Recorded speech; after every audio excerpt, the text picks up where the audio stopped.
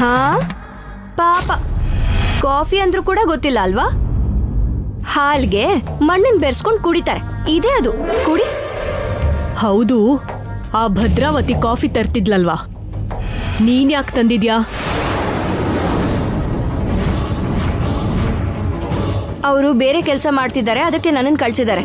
ಅಷ್ಟಕ್ಕೂ ಅಮ್ಮನ್ನ ಅಮ್ಮ ಅಂತ ಕರೆಯೋದ್ ಬಿಟ್ಟು ಭದ್ರಾವತಿ ಅಂತ ಹೆಸರಿಡ್ದು ಕರೀತಾ ಇದೆಯಲ್ಲ. ಯಾರ್ ತಾಯಿ, ಯಾರಿಗ ತಾಯಿ? ನನಗೆ ನಾನೇ ತಾಯಿ, ನಾನೇ ತಂದೆ. ಪರ್ಣಿಕಾಗೆ ಹುಚ್ಚಿಡ್ದಿದ್ದ ಪುಣ್ಯ. ಪರ್ಣಿಕಾ, ಇಷ್ಟಕ್ಕೂ ನೀನು ಕಾಫಿ ಬೇಕಾ ಬೇಡ್ವಾ?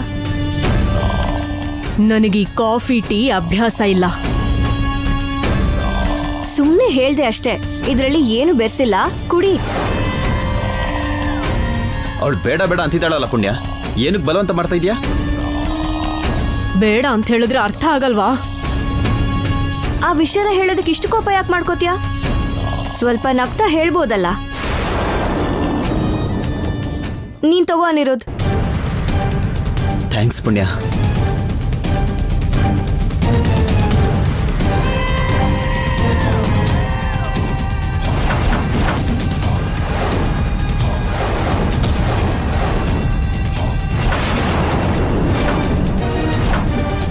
ಪಶುಪತಿ, ಪರ್ಣಿಕನ್ ದೇಹದಲ್ಲಿ ಬಂದು ದೊಡ್ಡ ತಪ್ಪು ಮಾಡಿದ್ಯಾ?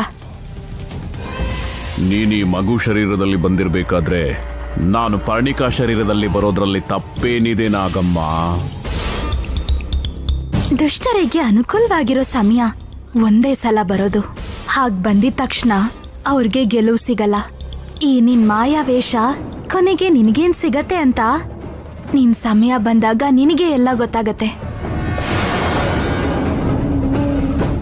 ಪಾಪ, ಪರ್ಣಿಕಾಗೆ ತುಂಬಾ ಕಷ್ಟ ಆಗ್ತಿದೆ ಅನ್ಸತ್ತೆ.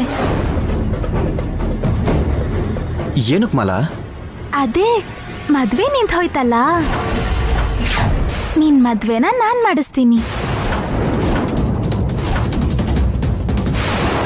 ಪತಿ? ಪರ್ಣಿಕಾ ಪತಿ ಬಗ್ಗೆನಾ? ಹೌದು, ಪರ್ಣಿಕಾ ಒಳಗ್ ಸೇರಿದ್ಮೇಲೆ ನೀನ್ ಪರ್ಣಿಕಾ ಪತಿ ಆಗ್ತೀಯಲ್ಲ.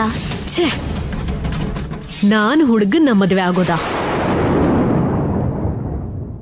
ಇನ್ನೇನ್ ಮತ್ತೆ, ಹುಡ್ಗಿನ್ ಮಾಡ್ಕೋತ್ಯಾ?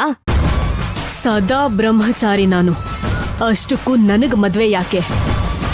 ನನಗ್ ಜೀವನ ಪೂರ್ತಿ ಆ ಭೈರವ. ಯಾಕೆ ಹಾಗೆ ನಿಲ್ಸ್ಬಿಟ್ಟೆ ಪರ್ಣಿಕಾ ಪತಿ, ಹೇಳು. ಇಲ್ಲೋಡು ಮಾಲಾ, ಮಾತಿಗೆ ಪರ್ಣಿಕಾ ಪತಿ ಅಂತ ಹೇಳ್ಬೇಡ. ಹೌದು, ಹಾಗನ್ಬೇಡ. ಮತ್ ನೀನೇನಂತ ಕರೀಲಿ? ಪಶುಪತಿ ಅಂತನಾ? ಪಶುಪತಿನಾ? ಪಶುಪತಿನ? ಸಿಕ್ಕಾಕ್ಸ್ಬಿಟ್ಲು ರಾಕ್ಷಸಿ. ಅಮ್ಮ ಮಾಲಾ, ನೀನ್ ಯಾರು ಅಂತ ನನಗ್ ಗೊತ್ತು, ನಾನ್ ಯಾರು ಅಂತ ನಿನಗೂ ಗೊತ್ತು. ನಿನ್ನ ಕೆಲ್ಸ ನೀನ್ ನೋಡ್ಕೋ, ನನ್ನ ಕೆಲ್ಸ ನಾನ್ ನೋಡ್ಕೋತೀನಿ.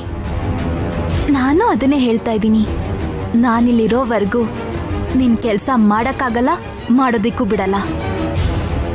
ನೋಡೋಣ ಯಾರ್ ಕೆಲ್ಸ ಯಾರ್ ಪೂರ್ತಿ ಮಾಡ್ತಾರೆ ಅಂತ.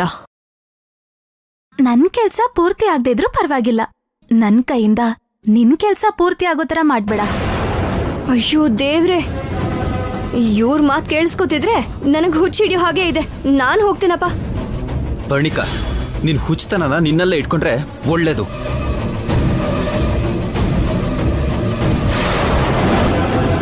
ನೋಡ್ತೀನಿ, ನಿನ್ನ ಅಂತ್ಯ ನೋಡ್ತೀನಿ.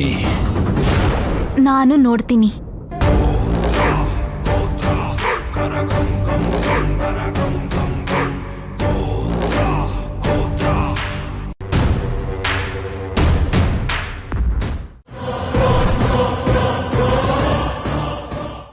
ನಮಸ್ಕಾರ ಸ್ವಾಮಿ. ನಿಮ್ಮಂತ ದೈವ ಸ್ವರೂಪ ನಮ್ಮನೆಗೆ ಬಂದಿರೋದು ನಮ್ಮ ಅದೃಷ್ಟ. ನಿಮ್ಮ ಹಸ್ತದಿಂದ ನಮ್ಗೆ ಆಶೀರ್ವಾದ ಮಾಡಿ ನಮ್ಗಿರೋ ದೋಷ ಎಲ್ಲ ನೀಗಿಸ್ಬೇಕು ಅಂತ ನಿಮ್ಮನ್ ಕೇಳ್ಕೊತೀನಿ ಸ್ವಾಮಿ. ತಥಾಸ್ತು.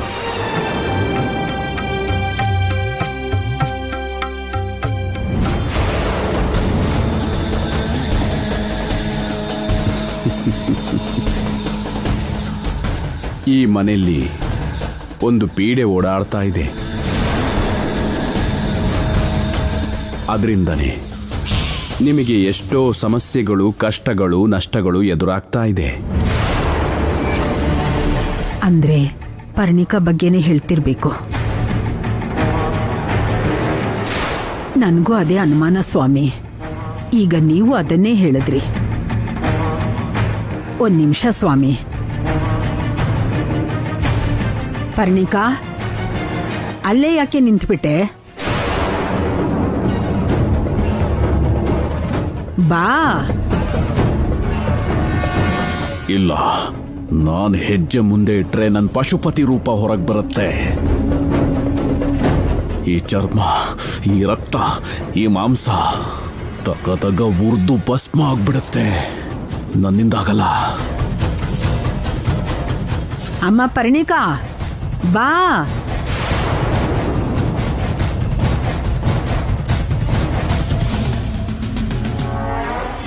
ಇವಳಿಗೇನಾದ್ರೂ ಆಗಿದ್ಯಾ ಏನು? ಪರ್ಣಿಕಾ, ಕೇಳಿಸ್ತಿಲ್ವಾ ನಾನು ಕೂಗ್ತಾ ಇರೋದು? ಬಾರೇ.